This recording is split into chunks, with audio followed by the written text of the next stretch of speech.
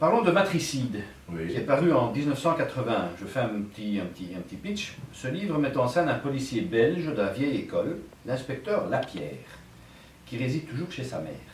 Il est appelé chez une vieille dame pour une banale effraction. Il la saisit à la gorge et la tue. Commence alors une sorte de jeu de piste entre l'inspecteur tueur de police et l'inspecteur tueur et la police, pardon. Enfin, ce n'est peut-être pas aussi simple. C'est, il me semble, votre premier roman policier, paru sous votre pseudonyme d'Alexandre Luce.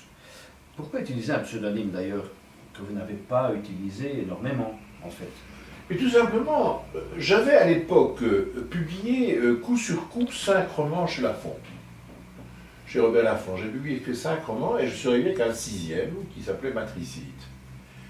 Et il m'a refusé ce livre en me disant c'est un roman policier, je ne publie pas de polar. Enfin, je ne sais pas si le mot polar on l'employait déjà à l'époque, je ne publie pas de roman policier. Et j'avais été très étonné parce que je ne vous cache pas que quand j'ai écrit Matricide, je ne pensais pas écrire un roman policier. J'avais mis en scène un flic, un petit flic de quartier, comme ceux que je pouvais voir ici à Etterbeek, lorsqu'il venait apporter les contraventions ou les convocations pour les élections, des choses comme ça, bon, le type sonnait. Et alors il y en avait un qui était dans l'arrière de la maison, je vois toute la rue là, et je voyais ce type rentrer comme ça, il restait un quart d'heure, 20 minutes, je lui dis qu'est-ce qu'il pouvait foutre ça chez les gens, au lieu de, comme le facteur, donner le truc, il partait, mais il passait. Et ça m'a intrigué, et de là à imaginer une vie seconde, il y avait capable que j'ai franchi. Et donc moi je voulais faire essentiellement un roman psychologique. Il se trouve que ce personnage était un flic, mais il aurait pu être autre chose. Dans mon esprit, il était flic, compte tenu de l'anecdote que je vis. Et alors j'ai été extrêmement étonné que Lafont refuse ça, et je suis sorti avec mon manuscrit sous le bras, à l'époque il était place Saint-Sulpice à Paris, et je dis mais au fond ce serait marrant de publier ça sous un polar, de le faire évidemment. Et j'ai téléphoné à un garçon, un monsieur que je connaissais, qui est François Guérif, donc celui qui a par la suite a fondé. Il avait à l'époque une petite maison d'édition qui s'appelait Clancier Guénaud.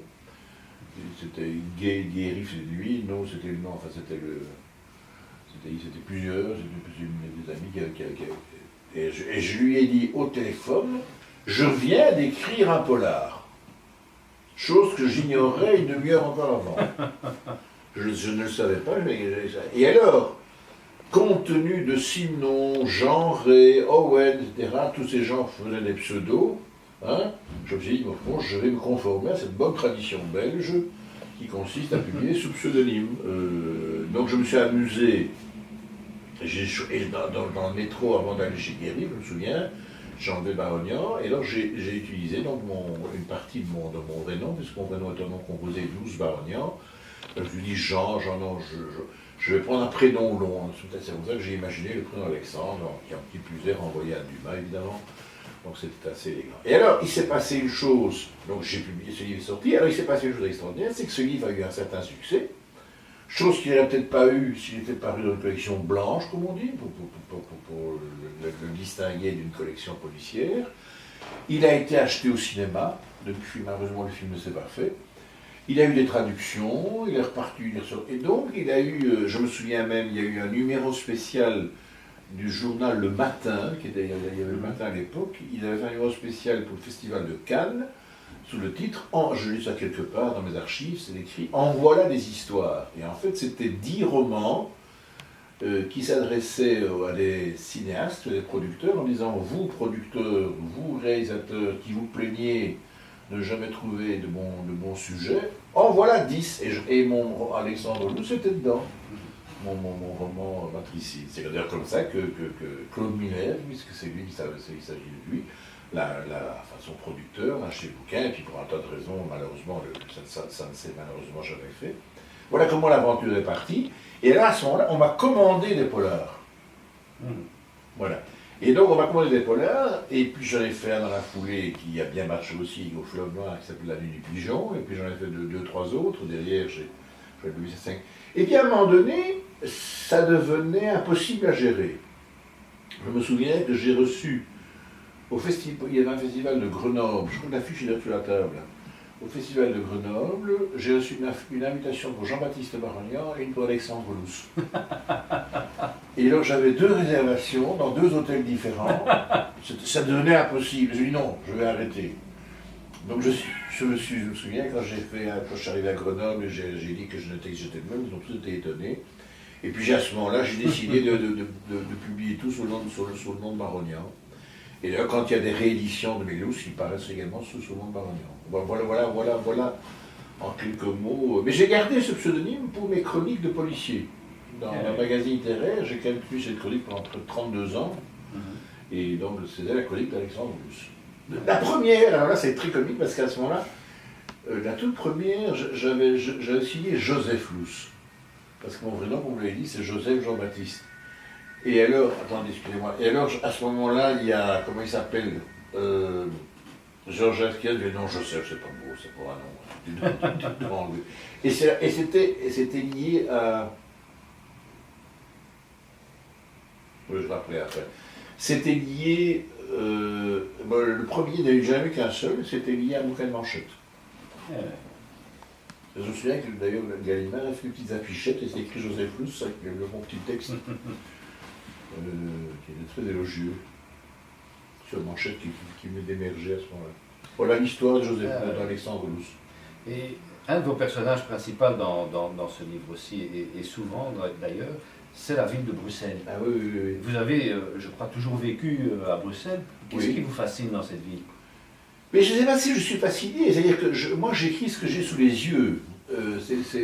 J'aime bien savoir où vont mes personnages, où se passent les choses, donc par commodité, c'est plus facile de faire ça à Bruxelles, où j'ai pas besoin de sortir un plan, et puis si je faisais ça à New York, mes souvenirs sont purement, mais mon expérience est purement livresque ou cinématographique. Donc je n'ai pas les odeurs, je n'ai pas les sensations, etc. Et il ne faut pas aller 15 jours, je vais 15 jours à Rome ou 15 jours justement à New York ou à Amsterdam, ça ne suffit pas. Il faut vraiment que je sois immergé dans un endroit. C'est une des raisons pour lesquelles j'ai quelques livres qui ne se passent pas à Bruxelles, en Provence, parce que pendant de nombreuses années j'y suis allé, j'y ai vécu, ou alors j'en ai fait dans la région justement du côté de Hélesine à Nu, parce que j'ai des maisons de campagne, donc je connais. Mais je ne pourrais pas le faire à Liège, que je connais que parce que j'y transite comme tout le monde, au Grand.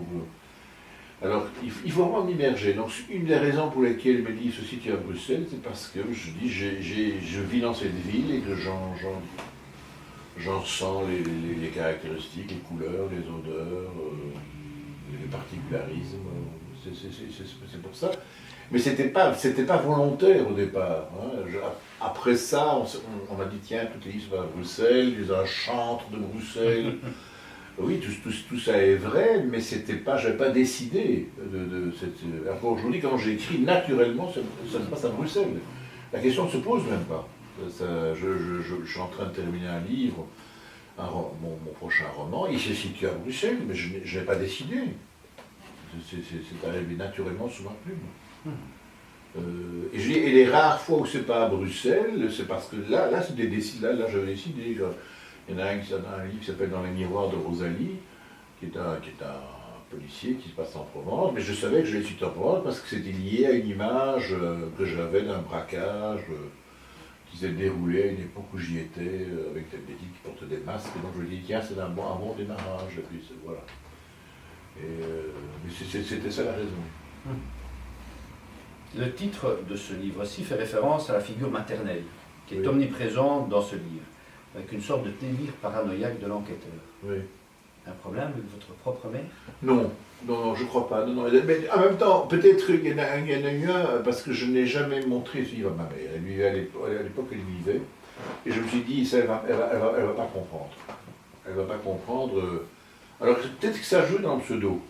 Encore qu'au départ, lorsque je l'ai présenté à la France, c'était comme selon Marognan, donc c'était quand même pas non plus prémédité. Non, je crois pas. Non. Au contraire, c'est une personne que j'ai toujours admirée, même si elle est un peu envahissante. Non, je dois énormément à ma mère. Je réponds non.